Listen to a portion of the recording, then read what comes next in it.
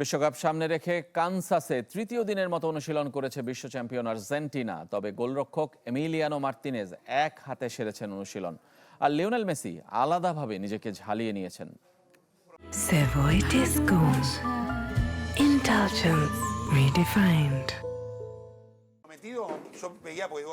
এক হাতে ব্যান্ডেজ নিয়ে অনুশীলন মাঠে এমিলিয়ানো মার্তিনেজ, হাতেও নেই গ্লাভস।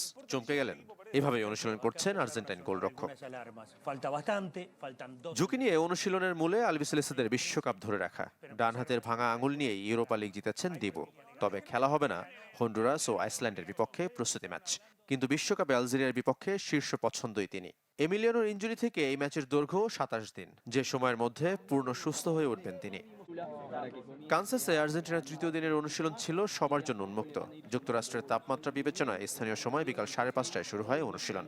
ইনজুরিতে থাকা 3 footballer Gonzalo Montiel, Nahuel Molina ও নিকো পাজ নিজেদের রিকভারিতে মনোযোগী ছিলেন। দল থেকে আলাদা হয়ে সেরেছেন অনুশীলন, যাদের উপর খুব কাছ থেকে নজর রেখেছেন আর্জেন্টাইন কোচিং স্টাফ। তবে পাঁচকে বিশ্বকাপে পাওয়া নিয়ে আছে শঙ্কা। দলের প্রাণভ্রমরা লিওনেল মেসিও অনুশীলনের সময় নিজেকে সবার থেকে দূরে রেখেছেন, আলাদাভাবে নিজেকে ঝালিয়ে নিয়েছেন। বিশ্রামে ছিলেন গোড়ালির ইনজুরি থেকে সুস্থ হয়ে ওঠা হুলিয়ান আলভারেস।